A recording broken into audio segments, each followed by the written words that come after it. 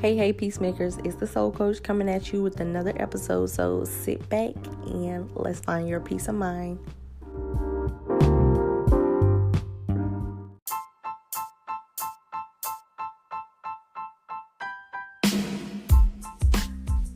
Hey Peacemakers, so this episode is called Beyond the Uniform, and I'm going to be interviewing my battle buddy Justin Brooks, better known as Brooks the Barber, and you're going to find out more on who he is and what he does. You can kind of tell by the name of what I just said after his name, Brooks the Barber, but just check out this episode.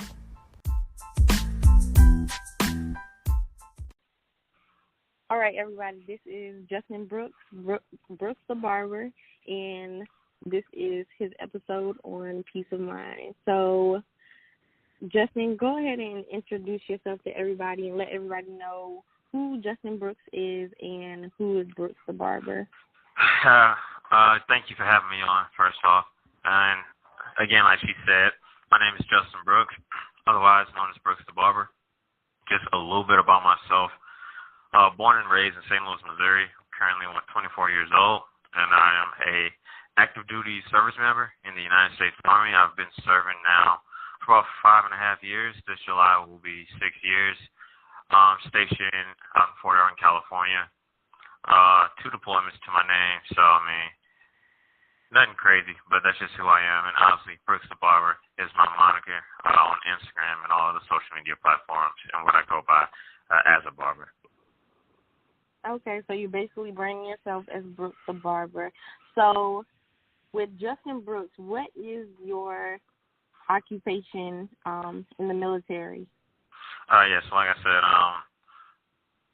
what I do specifically in the military is I am a 15 whiskey, otherwise known as a Unmanned Aircraft Systems Operator, or UAS for short, or otherwise known as UAV to most people.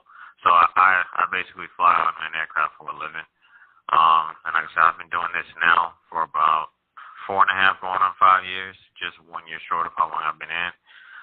2 deployments, almost 1,600 hours of experience flying UAVs. Okay. So what do you love the most about your military career? So I would say what I love most, what's been, I think, the biggest reward for me and throughout my military career has definitely been the chance to just mentor young adults. For me, like I said, the chance to have those kids, especially the ones, fresh out of high school, fresh out of the parents' house who've never experienced anything in the real world, to kind of bring them in and not only, help to mold them early on as professionals in the Army, but again, just teach them practical life skills that they're going to need to know as young adults. A lot of things that I myself was not taught when I first joined the Army, and I kind of had to learn the hard way, from finances, purchasing your first vehicle, to, we teach practical things every day, like, we talk about safe sex, we talk about just a plethora of things. And like I said, for me, the biggest reward has definitely been being able to connect with these young men and women and establish that trust and that foundation to where, they come to me with these questions and with these concerns about, typical everyday adult life, not just life in the Army.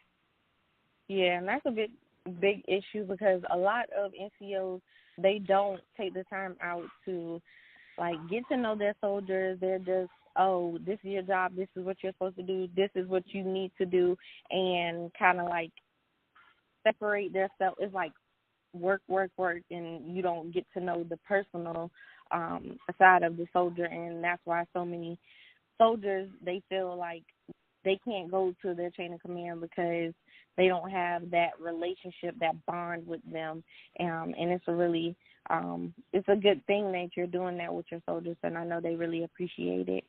Absolutely. And I said, just like you said, yeah, for me, I feel like, for me personally, and I can't speak on anyone else, I definitely can't speak on any other NCO in the Army. I feel like if I can't do anything else right, I'm definitely not the fastest runner. I'm not the best shooter, any of that by any means. But I found that my niche again was just like you said, connecting to young adults, connecting to those men and women, and really, taking it a step further than just, hey, this is your job, you're a soldier, this is what you do. Like you said, just really growing and becoming a mentor, becoming somebody that they can go to when the world is crashing in, or, not even something so serious, just whenever they, have those moments like, hey, Sergeant, I just finished college, or, I'm doing this and doing that, and just showing interest and investing into that relationship that ultimately, as far as the Army goes, it's what's needed, especially when you deploy, you can be as high-speed an NCO as you want. If your soldiers don't have faith and trust in you or have that bond in you, you're only as good as your weakest soldier. Yeah. And another thing is not just being there for the bad things, the good things as well, because some people, they might not even be close with their family, or they might not have family. And so, like, your superiors and your subordinates, like, are people who you consider family. So that definitely is a good thing when you can have people around you who support you and, like, want to hear what's going on with you, whether it's good or bad, to help you through things. So another question is, what inspired you to choose a secondary career path while juggling the responsibilities of active duty? So about a year ago, about a little bit more than that, about a year and a little bit more ago, I was on my second deployment in Iraq, and at the time, I was in a similar space, time-wise, to where I am now, as far as how much time I have left in my career. I had about 18 months left at that point. I have 18 months left now because I extended for 13 months back in November. But anyway, so I'm over there, early on in the deployment, and I'm really starting to think about what the next step is going to be, because for me, I had realized after a certain point, I wasn't going to be a 20-year soldier. When I first joined, fresh out of high school, when I was 18, I remember I told myself I didn't join, even to do 20 years. I joined because I was a substandard student in high school, and, I didn't know what I wanted to do. I just knew I didn't want to remain stagnant.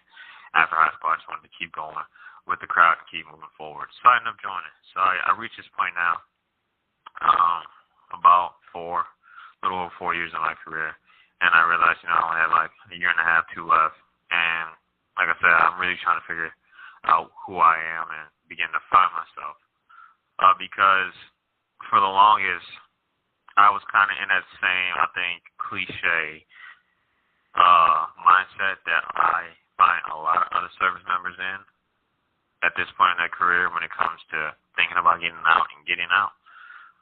I was like, all right, well, I'll go to school, or, I'm in a very lucrative field, and I'm in aviation, so what I do on a deployment as a service member, I can easily make 3, 4, 5 times that if I deploy as a civilian. But after a while, I kind of had to stop, I was really like fooling myself, like who are you kidding, I honestly, I really don't like my job in the military, and I think that's okay for anyone to admit. I still do it, and I do it to the, I do it to the best of my ability, but I really have no passion for what I do. So I said one of the worst. Eventually, I got to the point that one of the worst decisions I could have made, or that I could make, is to get out and continue doing something that I had no passion in doing, especially on that level where I would go take a job that was going to pay me to go overseas for 6 months to a year and do something that I honestly just wasn't interested in. I don't care how much they pay me. So there's that, and then, like I said, outside of school is like, everyone tells you, get out, go to school, utilize your benefits, and I do think that's great. I mean, that's sound advice. It's really good advice. The only thing is, we preach, so much about getting our education when we get out, and even when we're in, but we don't preach about finding our passion. And that was my big issue is, I knew that I had these benefits, even while I'm in, and I was one of those soldiers, I didn't go to college while I was in, I'm not in college now, but now that I look at it, I don't think it was so much because I was lazy and uninspired. It was I had no passion. I had no reason. I had no desire for which I needed to go to college for the longest time. And so I was thinking about that. So I was like, I only have one set of benefits. And when I get out, I don't want to squander them. Going to school, doing what society or what people tell you to do, but at the same time, really having no interest or passion for what I'm doing in school, and waste all the years I've served just to, waste even more time on something I had no interest in. And so it was really hard for me to even get to that point on both of those thinking terms, like I said, and I get it. I mean, that's human nature, especially in this society. We are all about the dollar. We're all about finding the next biggest paycheck.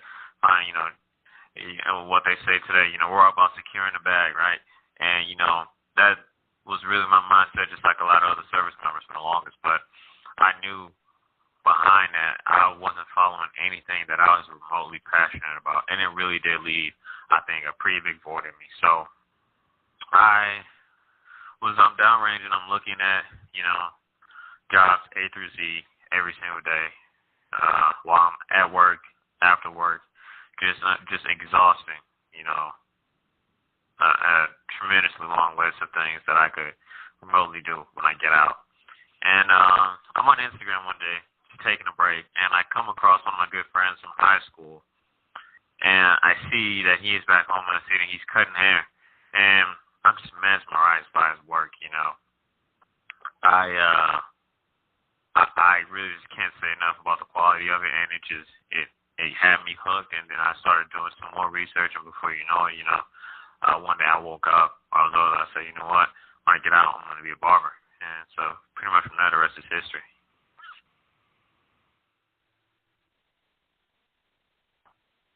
Wow, yeah.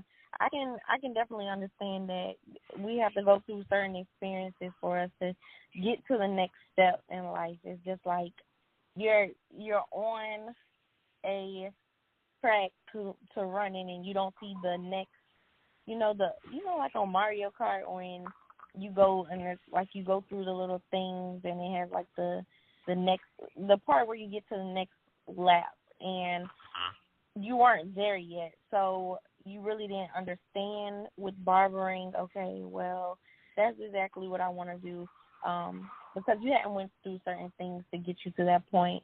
Right. But I also want to say, like what you were saying about how service members, about the cliche of everybody wants to go to school when they get out, and it's like back to the mentoring part, what you're doing with your soldiers, and having them create a plan while they're in, rather than at the last minute when it's too late and you're like about to be out, and life is just like hitting you all at once because you haven't been used to the lifestyle that you've been regulated on a routine and not having to worry about certain things, and then when you get to the real world, it's a whole different ball game. So I'm glad that you were able to get to the point in such a short amount of time, because 13 months is a short amount of time, because my mind, even though we're in 2019 at the beginning, I'm already at the end because I'm a very futuristic person. Right. So. And I'm sorry for interrupting. No, and I was also going to say, yeah, like you said, I think another big thing, like I said, we earlier talked about mentorship as a means for helping young soldiers not to kind of create some of the same mistakes that we did, and that was another, I think, big part that kind of helped me, I think, spark what a lot of people would probably consider, I think, a radical decision to go after something such as barbering. So for me personally, like I said, one of I call them learn lessons, like we talked about yesterday. Not mistakes.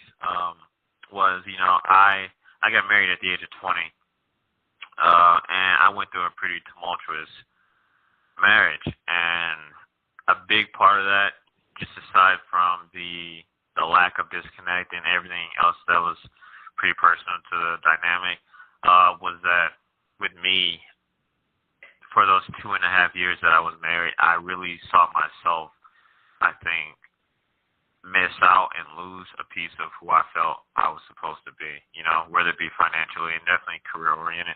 I just felt like I was so, whether it was dealing with financial dealings because of my marriage or, like I said, just not having time to go and experience things, whether it be with friends, whether it be finding my hobbies and finding who I was.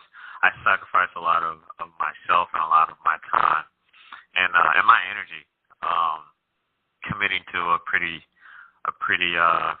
toxic relationship. So when I finally got out of that marriage, which was right around the very beginning of that deployment here in 2018, last year in 2018, it kind of put me just in a totally different mindset. I really told myself from literally the day it was finalized, I was like, from here on out, I'm gonna be about doing whatever it is that makes me happy. I'm not here to chase money. First and foremost, I'm not here to please other people. I just took a very selfish approach. I said, whatever I do from here on out, I don't care how crazy it seems, it's going to be for my benefit, and it's going to be for my happiness. And so that was another big reason how I ended up deciding to choose barbering and juggle that, while being on active duty. Yeah. It's so crazy that once you start being, honest with yourself and realizing that some things you just have to do just for your own personal sanity, it will make things so much easier. And once you start being honest with yourself, you can be honest with others about the decisions you make. Like in my last episode, my last podcast, when I was saying, basically doing what your heart desires. And you had to get to that point where you cut off the ties of everybody else and everybody else's happiness so that you can focus on yours. Because if you wouldn't have, then you wouldn't have gotten to this point where you're more happier with yourself and the decisions that you're making so that you will be happy in the long run, especially when you get out of the military. Right. So what were the particular steps that you took to start your barbering journey, right after you spoke with your friend from back home and, after that conversation? So I was deployed, and I basically told my commander to go fuck himself. No. No, so, like you said, once I kind of decided that I wanted to pursue barbering, like you said, I kind of reached out to my friend one night. I think it was 2 a.m. my time over in Iraq. And it was it was late there too. It was late on both sides. So it was a pretty late phone call. But I just kind of talked to him, to let him know first and foremost how inspired I was by his work, how amazing I thought his work was, and really just got his story and his journey to where he was at. And then after that, pretty much whenever I found myself having some free time while I was over there, especially after I'd work, because we'd work 12-hour shifts. So I worked from 11 p.m. to 11 a.m. And, I get off at 11 a.m., go back to my room, or I go to the cafeteria, eat, go back to my room, and I watch no less than 1 hour of barber videos on YouTube every single day. And when I was at work, 12-hour shifts, at least generally 9 times out of 10, I would fly a 6-hour mission either on the first half of the shift or the second half of the shift. So basically whatever side of that shift I wasn't flying, I was somewhere chilling or at the gym, or I was on YouTube watching barber videos. And I literally just started day one. I didn't really pick a direction. I just went on there. I said, all right, today I'm going to learn the basics of cutting, this kind of fade. Then I'm going to learn how to cut this kind of fade. Today I'm going to study, sanitation. And, tomorrow I'm going to study, what are good materials for barbers to use? What are some of the highly regarded brands as far as clippers, or, what are some of the cleaning agents that, the best barbers in the business use? I really just started to educate myself in my free time on literally anything that came to my mind. Like I said, because I had 0 zero experience whatsoever. I wasn't, I hate to say fortunate, but, I didn't grow up in a position where, my father or my older brother or, any of my uncles were professional barbers or even barbers, period, who know how to cut hair. So I didn't grow up around someone who could show me, hey, this is how you do this. A lot of what I learned, pretty much everything of what I learned, I ended up learning on my own through YouTube. And like I said, that's just where I got my start once I decided to start doing it. Yeah, you basically, like you said, there wasn't anybody around you who was actually doing it, who was in this field besides your friend from high school. It's like your God-given purpose for real, because you're basically doing all this stuff and you're building yourself up as a barber from the ground up, and you don't know why you're doing it, but it feels good, so you're obviously going to do it. It's the right thing to do, and it's really crazy because, like, at the point that you're at right now, imagine when you actually do go ahead and go to an apprenticeship or go to school or whatever. It's just like you're going to be on a whole different level, and you prepared yourself so much that it's like it's going to be mind-blowing, because you're going to be doing so many, like, different things, and you're going to impress so many people. Like I'm over here smiling because I know that I'm going to see you, like, on Instagram, on the Explore page, and it's going to be so crazy. Absolutely. No, I appreciate that. Yeah, no, like I said, and like you said, for me, that has been one of the earlier points of pride, is knowing that, more or less, I have been doing everything on my own. It's been trial by fire, but for me, it hasn't. My completed learning experience, I think I would say 99% to this point has been on my own. I came home from deployment summer of last year, and I took leave, and I ended up going back home to St. Louis for a couple weeks. And while I was there, I visited my boy and just got a few more words of advice from him. And then, I kind of did some researching through Instagram prior to coming home. And I actually sat down with one of the other top barbers in the city and just kind of got some advice and guidance from him. And I tell people I'm very hard-headed. He told me, when I was sitting down with him in the talk, he said the first thing you should start with is, your basic Caesar's cut, which is just, it's not a fade, just take all the hair down to one level, line it up, and call it a day. He said, start with those cuts. I'm sitting there, saying yes, nodding my head, back in my mind, I have no intentions of listening to that. And I just think that just speaks, I think, just to, number one, it was hard-headed in nature. Because this man's been doing what he's been doing for 2 decades now, so he knows what he's talking about. Yeah. But again, I was just that eager to really learn and start mastering, I think, as much as I could. And, like I said, I'm sitting there saying, yeah, this whole time I have zero intention of starting there. I say, I want to hop to the fades. I want to learn how to do, I want to learn how to do the stuff I see everyone else doing. So, again, that's pretty much how I began that barber journey.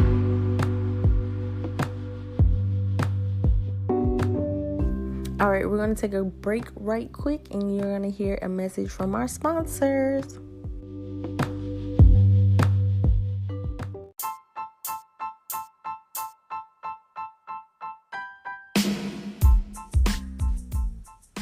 Hey you guys, so I just want to talk about something that is really near and dear to my heart, and it is podcasting. So I just want to let you guys know about Anchor, and it's Anchor FM. It is a platform which I'm using right now to record the podcast on. You can record, add in your effects, create other little things, tidbits to make your podcast possible, but you basically are doing it as a one-stop shop on Anchor. You can do it with the help of your computer, or maybe you can do it on the go with your app on your phone. Just check out Anchor right now and get started if it's something that you want to do. Podcasting is really cool, and it's a way for you to express yourself. So I just want to say, if you want to get started, why not do it now? Go to anchor.fm anchor.fm/start, and you can get your podcast started right now.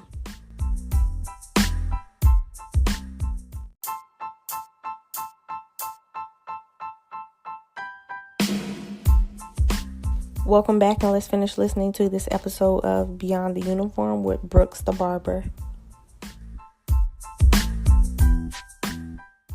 And it's good that you actually went ahead and, like, sought out, like, mentors and stuff, because those people can actually help you along your journey. And instead of, like, you being, like, extremely stubborn and just saying, okay, I'm going to teach myself, I don't care what nobody say, I don't want to listen to anybody because I don't want to be like anybody else, and, like, being too prideful, like, you're able to actually see other people that you know, and they can guide and mentor you in the right direction. So with having so many positive people like those that you spoke with, did you have any people, like, doubting you, like, or making you have second thoughts about becoming a barber? So yeah, I will say, I don't think I had anyone doubt me, but, like I kind of spoke on earlier, in our society today, and I think this is us as people worldwide, not just in the United States. We work in such a system to where we don't promote, I think, risk-taking and creativity to the extent that we should.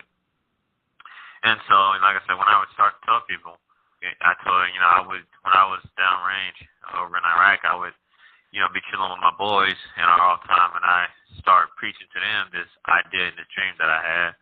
And then, when I came home, I went and I visited my mom, and I told my mom, and I told my dad. And, from them, obviously they are always going to be supportive of whatever I do. But, I did, I talked to my dad, and he showed genuine concern. I don't think he showed so much doubt. He asked me, because I was adopted, and so my parents are very elderly. My parents were born in the 40s. Mm-hmm. And it was a different time back then. Obviously, my dad, being a black man, grew up and saw, the staple that barbershops were in the community, but he didn't grow up in, this day and age with the .com boom and the technology boom and just social media, and they didn't have that aspect of being able to market yourself instantaneously without having to leave your city or make YouTube videos and be able to make money based off of viewerships and just all these other creative ways that you can get out and connect to people and really maximize your profits in whatever it is that you do. And so he did show genuine concern with that. He asked me, he said, son, do you think you can make an honest living being a barber? And, I took no offense to it because I understand at the end of the day he just wants what's best for me and wants me to be okay and self-sufficient as a young man. And I just reassured him, Dad, I'm a hard worker. I'm fully dedicated to it, and I think I'm going to be okay. But I will say, my number one biggest doubter wasn't actually anyone other than myself.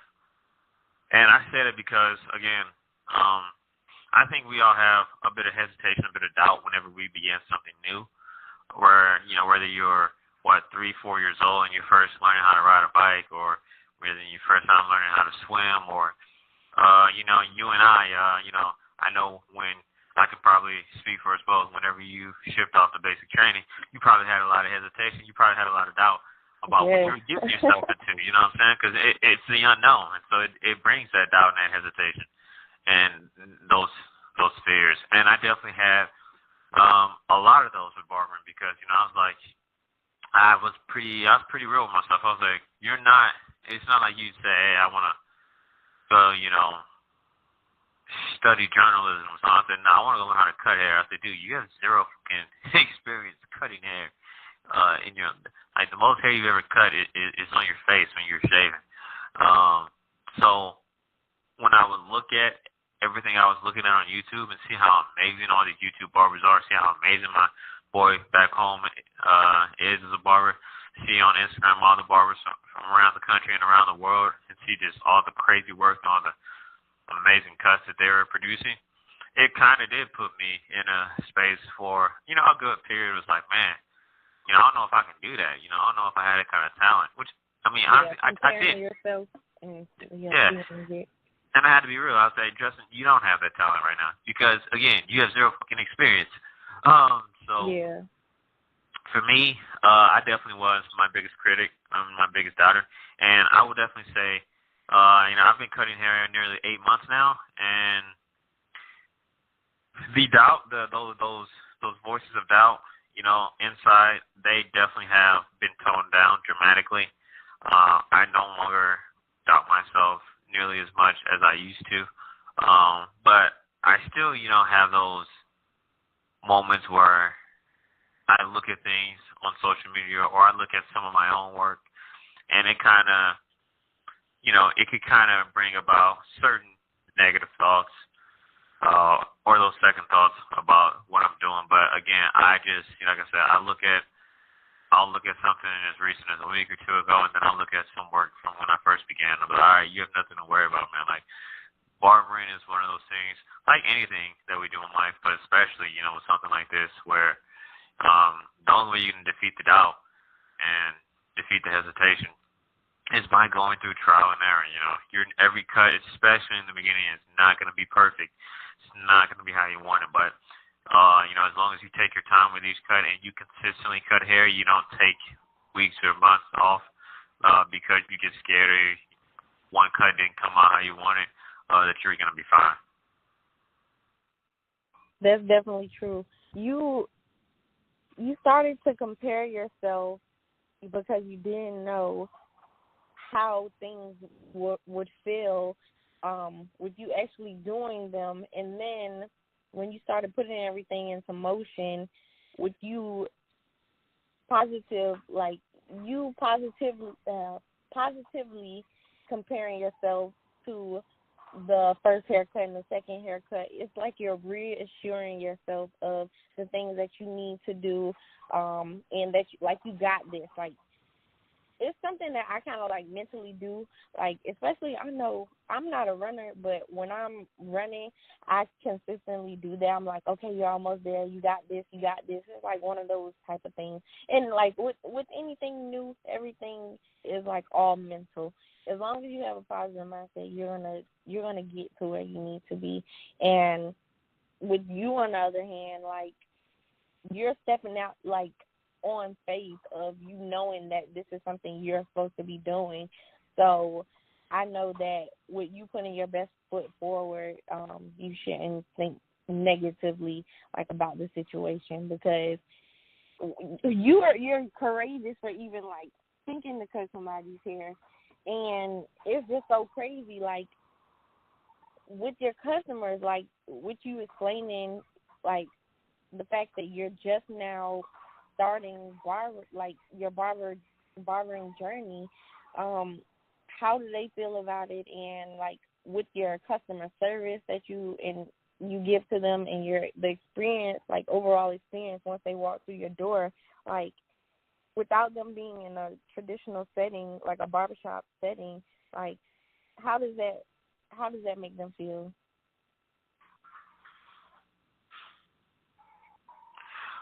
So when it comes to, giving, I think that customers that great experience without being in a traditional barbershop setting, I think for me, it actually works out pretty well, because when I decided, or once I kind of began the journey and I kind of started to figure out who I wanted to be as a barber, one of the things I quickly realized was that I didn't want to be your standard, regular, basic barber. I wanted to be, quote-unquote, 93. I wanted to be premium. I wanted to do more than just cut hair and cut hair well. I wanted to, give hot towels eventually, and then I wanted to work with the straight razor eventually, and then, I wanted to give face scrubs eventually, and then I wanted to use, I plan to get a steamer in my tiny barracks room and give the paper mask or the charcoal mask, you know what I'm saying, just a full exfoliating and grooming experience that, for me, I think kind of is the total embodiment of what a barber should be, or what a good barber is. And I'm not saying that every barber should be that, because not everyone holds the same values or views as to who they want to be as a barber as I do. So for me, when it comes to giving that customer service experience, that was one way that I decided to cater to my clients. And so, now when people come in, I give them I don't even tell them I'm gonna do it. I give them a hot towel, or if I see, their face could use a scrub, I'll give them a scrub. I'll ask beforehand with that, but I just do more to show them, that this isn't just a cookie cutter system like you see with, I won't say a lot of barbershops. I will say in the military, the PX barbershop, you definitely see that system of get them in and get them out. You know what I'm saying? And that's really what I didn't want to become. I really wanted to create a personal experience, an experience where the customer comes in, they don't feel like they're going to get rushed, they don't feel like it's going to be a hack job, they know they're going to be pampered. And another thing was equality for me. And I say that because, again, for those who weren't listening at the beginning of the podcast, sorry to be rude, I am currently on a military base, so when I first started cutting, I knew that was going to be my clientele, pretty much 100%. I thought I was going to cut military personnel. And as my confidence began to grow, I began to, make those short-term goals for myself. And one of them was that, by midpoint of this year, I want to be cutting a significant amount of personnel on this base. I kind of wanted to be the premier barber. And I also decided that I didn't want to kind of pick and choose who I cut. Like I said, I think a couple weeks ago, not a couple weeks, a little less than that, about a week and a half ago, I cut a young man, a PV2, a private, brand new to the Army, fresh out of AIT. Literally had just got to the base not even a week ago from when he sat down in my chair. And, I kind of, for me, an important point is to treat that client with the same respect and attention to detail and care and professionalism that I plan on, treating, I reached out to my first sergeant for appointments, having my first sergeant come into my shop, having my battalion sergeant and those high-ranking commissioned officers. Like I started to tell people here, I'm at a place now where I feel like, I have such a high confidence. I'll go talk to the commanding general, the highest ranking personnel on post, and I'll pitch, hey sir, hey ma'am, I have a barbershop here over in these barracks. I'm part of this, organization, and I would love for you to come by and get a haircut. So for me, a big part of the customer service experience also, I think, kind of developed once I really understood the importance of treating everyone the same, regardless of their rank, whether they are brand new to the Army, been in less than 2 years, or whether they've been in for 25 years, or, whether I'm cutting someone who's, in their mid-40s, close to 50 years old, or whether some mother or father has brought in, their 6 or 7-year-old, to treat everyone with that same level of dignity and that attention to detail. And I think that's how I kind of enhance that already great customer service experience for my clients, and it shows. They definitely do appreciate it. Little do you know, you're already building yourself up to be like if you had your own physical shop, outside of the barracks, because you're already thinking about your target audience. You're already appealing to those people as well. You're marketing. You're making yourself searchable on the internet so that people can reach out to you. Like, it's so crazy that these little things are the things that put you in a position where when you get out the Army, you're going to be okay because you've already started taking these steps, and you'll just have to reposition yourself based on who you want your target audience to be, whether you still cut service members' hair or whether you start cutting just civilians' hair.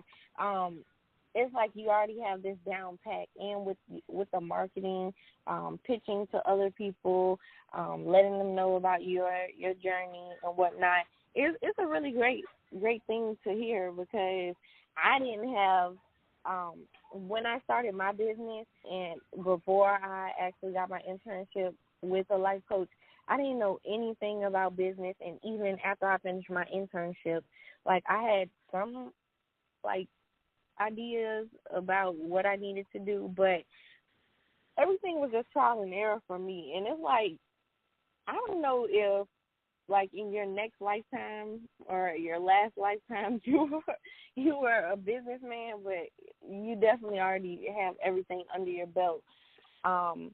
So with your customer service, has there been, like, any hiccups, any crazy stories, any, like, amazing stories that you want to talk about? So I would say, I won't even say crazy, but a couple of the more embarrassing moments, and it's inevitable, I think, as a young barber, you're going to mess up. So one of my earlier cuts, when I don't think even 2 months into it, I was cutting this guy's hair, and I was finishing up, and I was cleaning his neck off, his lower neck, with the clippers. And like I said earlier, when I was downrange, I did a ton of research into everything, including the type of materials I wanted to start with, because for me, I found myself in a blessed position being in the military and being deployed to where I had the sufficient income to afford myself the opportunity to start with higher quality materials and, essentially not have to go to Walmart and, buy a pair of Conairs or $20, $30 Conairs. So like I really did invest a significant amount of money into everything that I use. I use some of the best names in the brand or in the industry when it comes to my equipment. And so my clippers are very sharp. And I learned that really fast on that cut. As I was cleaning his neck up, I accidentally cut the guy. And it wasn't anything serious. It wasn't crazy. There wasn't like blood going everywhere. But I nicked him, and it made me feel so bad. It made me feel like shit. I must have apologized a good 50 times. Like I said, I just would not let it go for the longest, and it really kind of hung up me. And then most recently, fast forward again, 5-6 months, and I'm in a space where I definitely have progressed noticeably. I've gotten better. And, I'm cutting a young man's head. I'm cutting an African American head. And for those of you who don't know, or those of you who may not be, black, the barbershop and just haircuts, especially those who have waves, they take those things very seriously. They take the work of the barber very seriously. And I really have become, in my opinion, really good with working with those haircuts. And so I'm finishing one up just recently, and I'm just going over the top, taking some of the frizzy hairs off, and I'm in a rhythm. I'm moving. I'm grooving. I'm feeling pretty confident. And I guess I got a little carried away, too confident, and I just nicked him as well. I didn't cut him, but I nicked him like in a barely noticeable spot of the waves, and that also made me feel like even more because I hate to be not to be racist or to be, prejudiced or anything, but like I said, as a black man, I know how important the haircut is. I know how important waves are to people. So when I did that, I was like, that's my career. I'm done, especially in a place like this. I have, since day one, been very cognizant of ensuring that I execute everything to a T, and that I don't make any major mistakes, because whenever you do, especially in the day age of social media, word travels fast, especially in a place like where I'm at. I'm out in the middle of nowhere. It's a small community, literally, like we discussed yesterday, the closest McDonald's is 40 miles away. So I'm in a closed community. I'm in a very small and very tight community where word about anything travels incredibly quick. And so when it comes to barbering, reputation, especially for me, especially in a setting like this, is absolutely everything, especially when you're just beginning out and you're trying to give yourself a chance to grow and learn and establish that rapport with the community to where they give you the opportunities to continually grow. So whenever something like that has happened, whether it be accidentally cutting somebody or nicking somebody's wave, which has only happened twice. For me, it was just super embarrassing and super, I won't say demoralizing, but it kind of does deliver a hit to your confidence, and then you kind of hope, that you don't mess up so bad that they go out and they tell X, Y, Z, so-and-so did this, so-and-so, it was horrible, it was a horrible experience, horrible customer service, or he had dirty materials and gave me razor bumps. So I definitely haven't given anyone any razor bumps or anything. I cleaned all my materials, again, with the best equipment available. So for me, those two instances definitely have been some of the more, not crazy, but just embarrassing moments. And like I say, it's bound to happen, especially when you're this early in your career. And honestly, I think it happens to the best of those in the industry who have been cutting hair for 10, 20 years. You're bound to mess up. For me, like I said, I think it's just a bit more critical because I'm still learning. I haven't established my name and I haven't established my brand, and I haven't established that complete confidence in people. So I take all that very seriously, and I will continue to take it seriously, like I said, 10, 20, 30 years from now.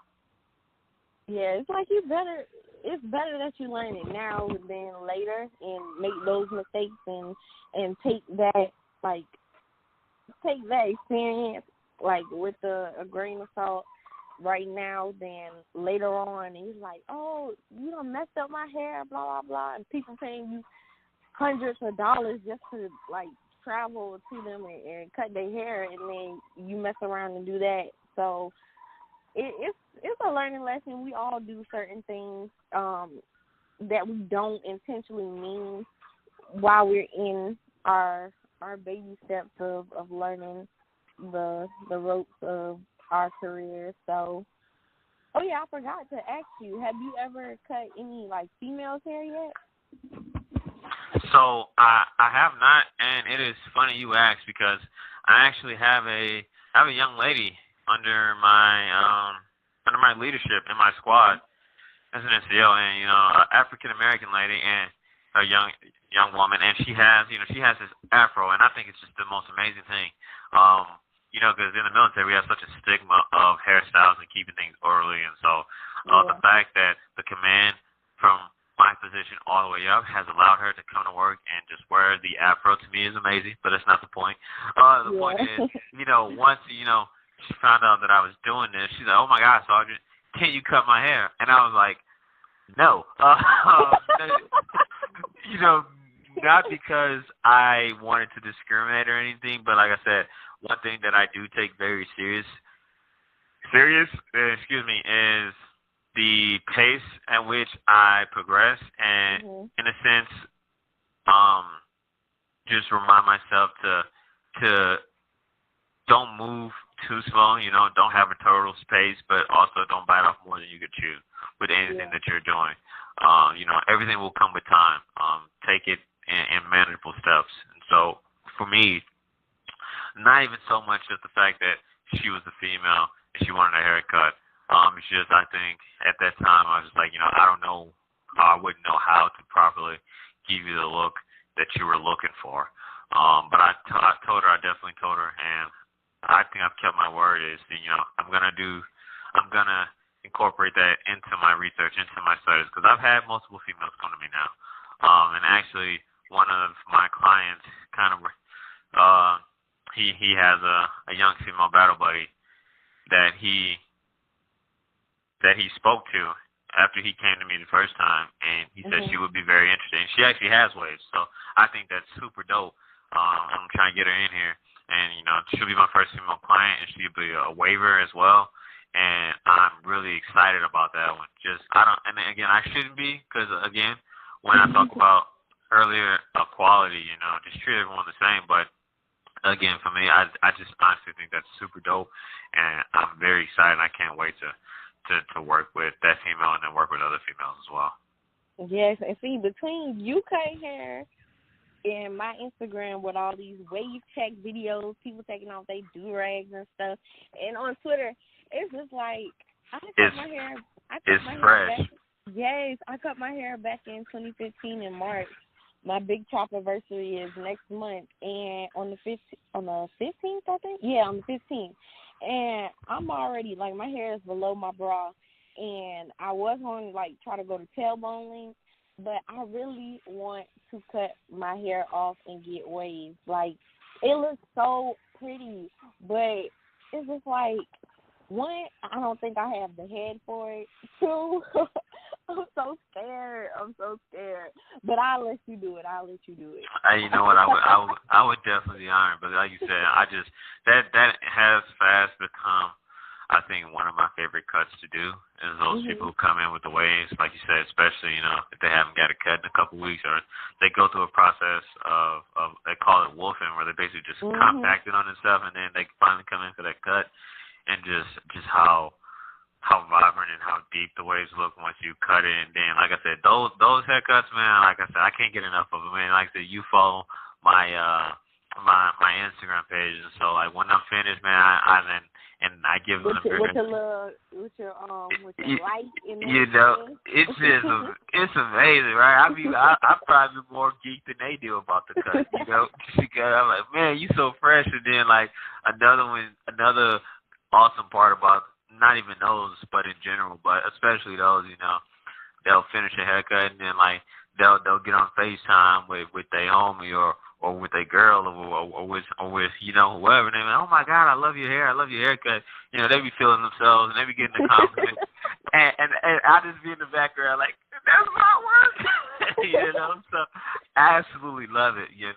I love it. Like I said, definitely with any haircut, I love that reaction, but those waivers, man, it's awesome. It is awesome, and I love that reaction that they get. Yeah.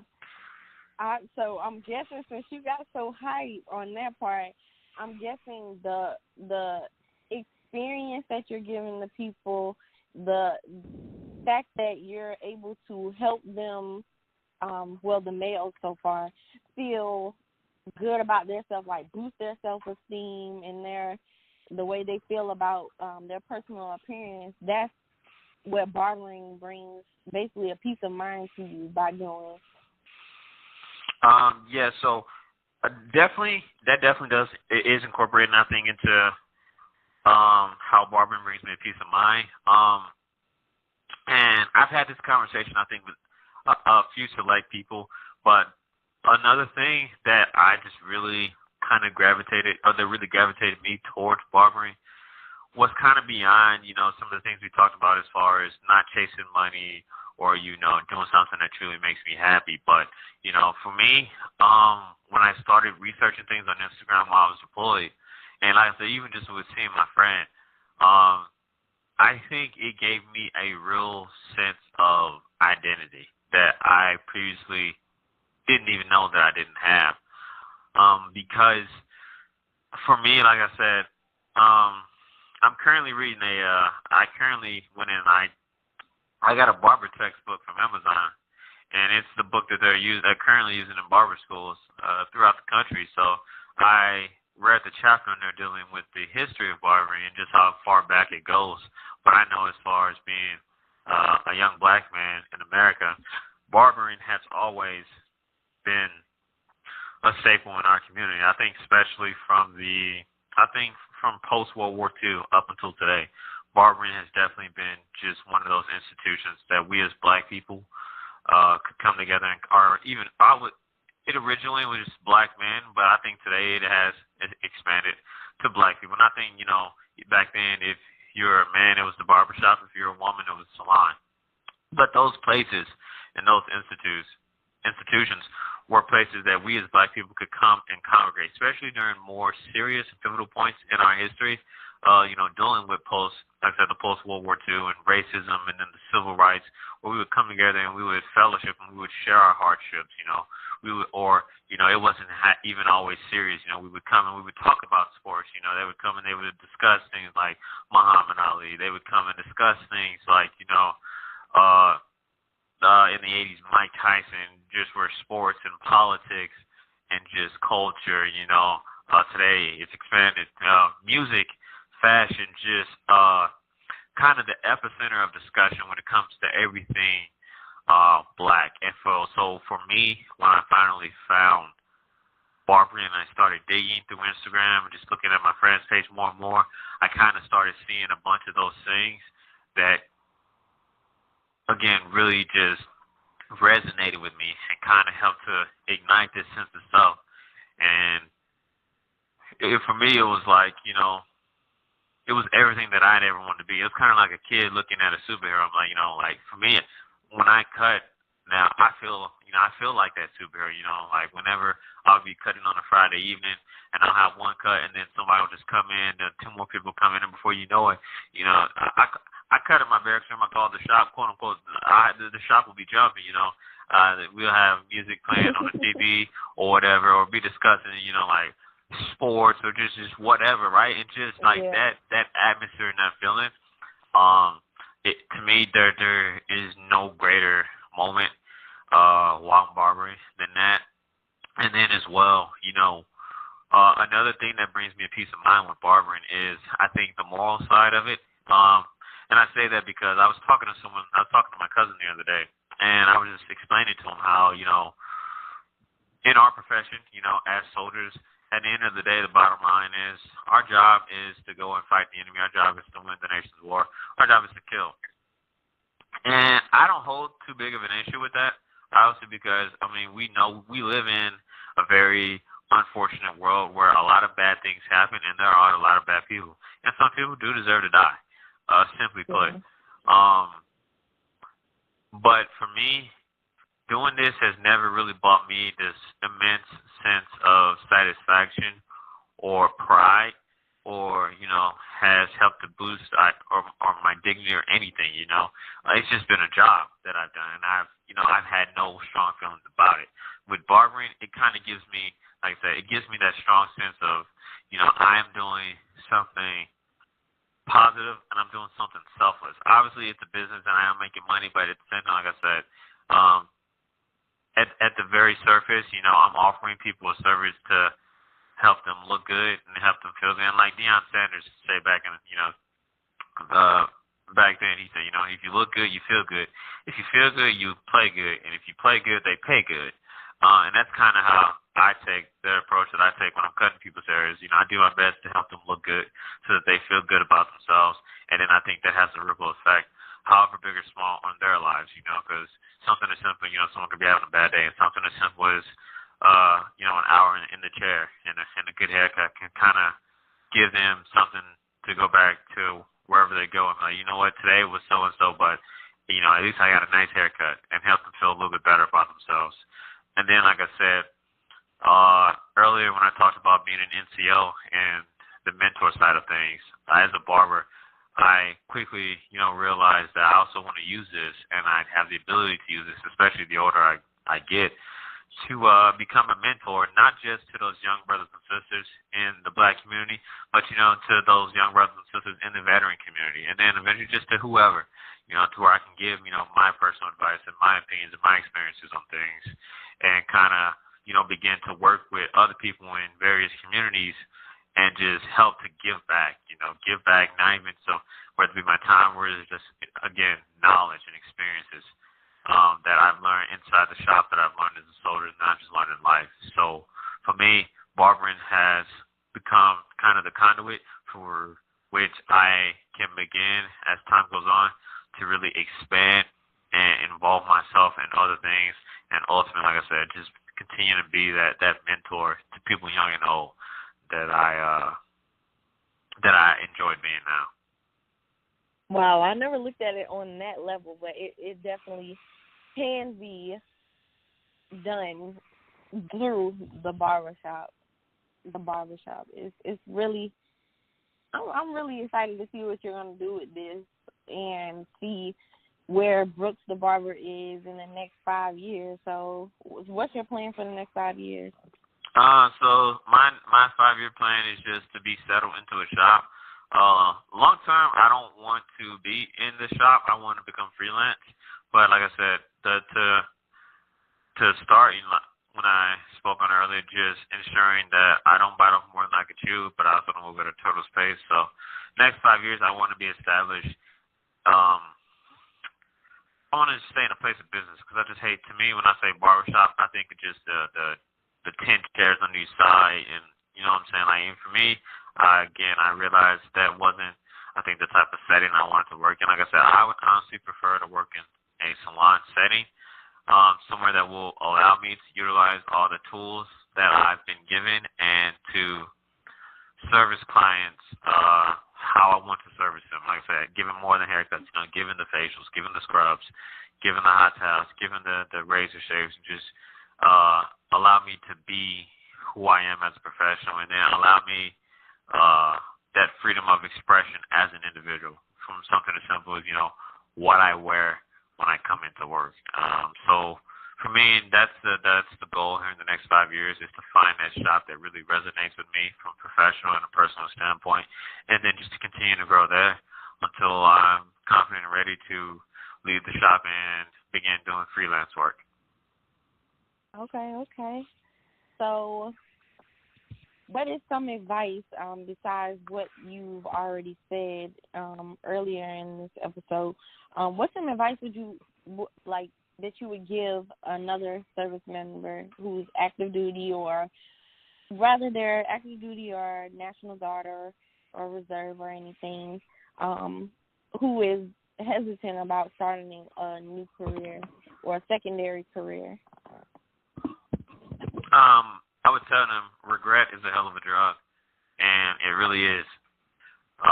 Regret is one of the worst feelings in the world, and it's something that we all feel, no matter how significant or minuscule the situation, no matter how young or old we are. We have all felt regret, and it's not a good feeling.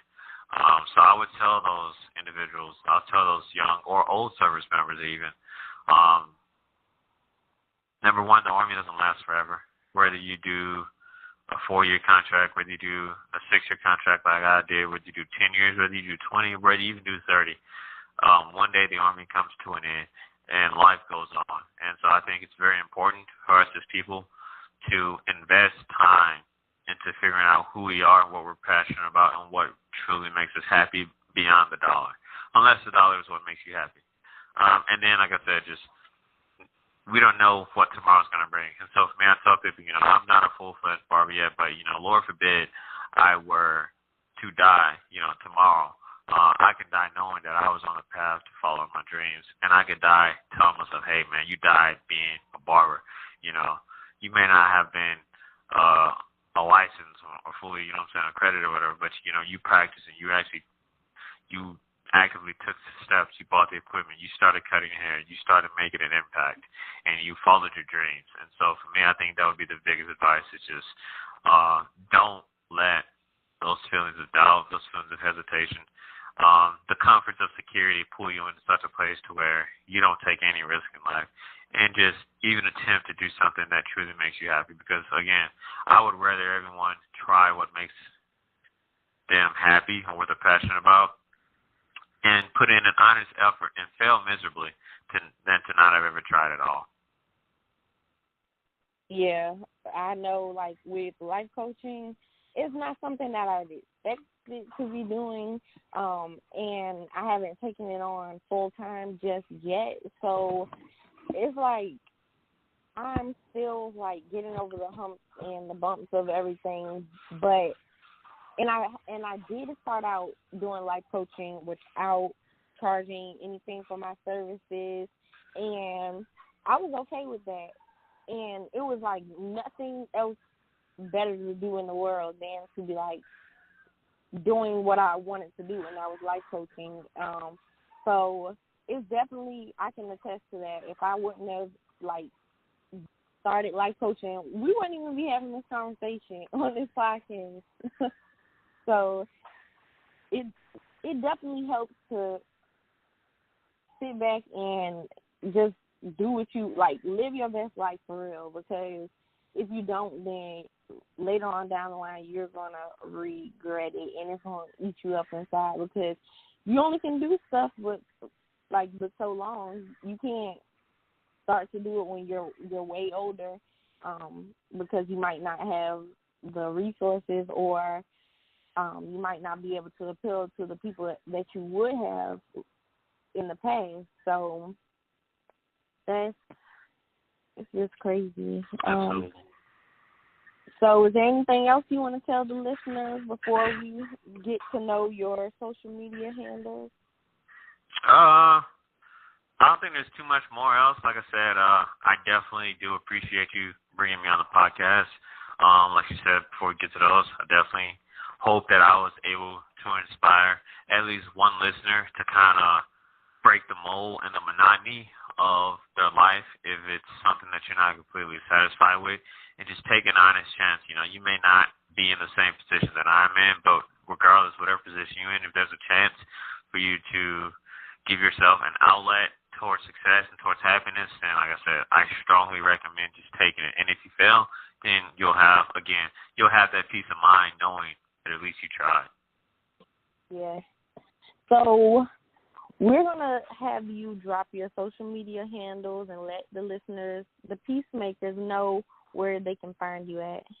Okay, so my main conduit, at least professionally, is Instagram. So I have my business page is @_Brooks The Barber _, and she will have it laid out in the comment in the description section.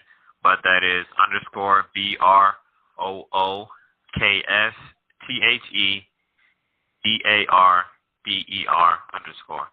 My personal Instagram handle, if you just want to say hello or be nosy and see what else is going on in my life, is @Justin M. Ellis Brooks, and that is JUSTIN, the letter M as in Michael, E as in Echo, LLISBROOKS.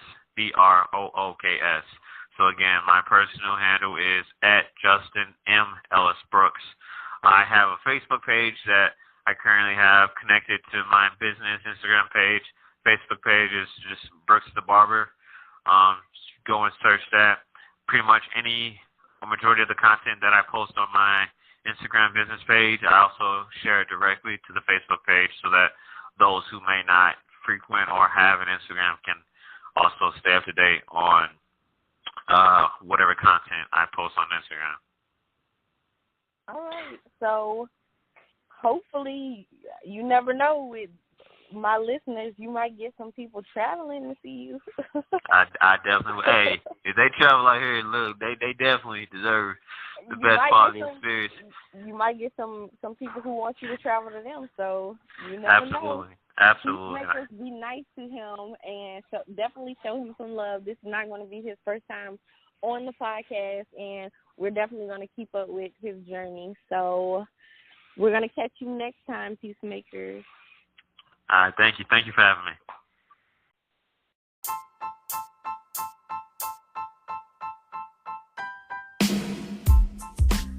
Hey, do you know a service member who has a business and they might be active duty, reserve, or National Guard, and you think their story should be heard on Peace of Mind? Definitely hit us up via email at yourpeaceofmind2016@gmail.com, and we'll feature them.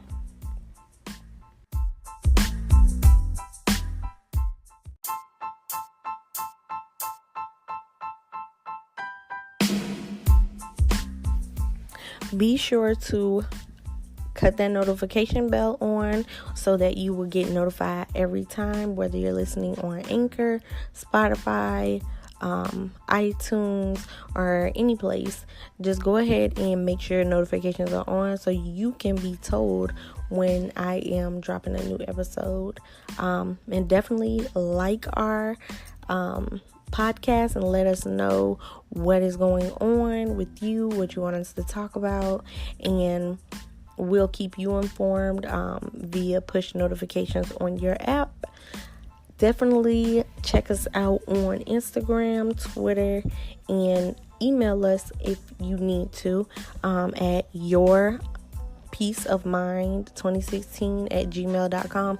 All can be found in the show notes of all of our shows, our podcasts, and we'll be able to hit you up and we can chat, peacemakers.